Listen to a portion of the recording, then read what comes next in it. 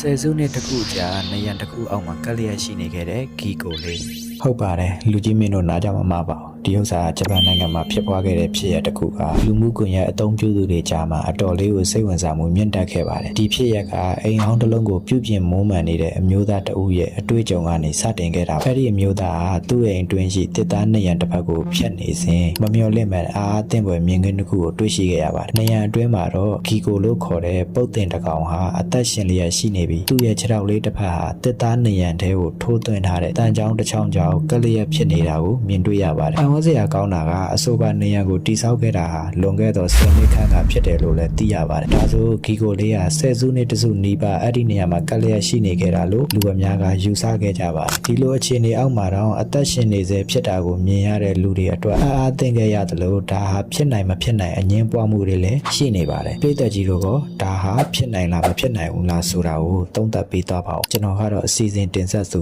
MK မင်းကိုပဲဖြစ်ပါတယ်ခင်ဗျ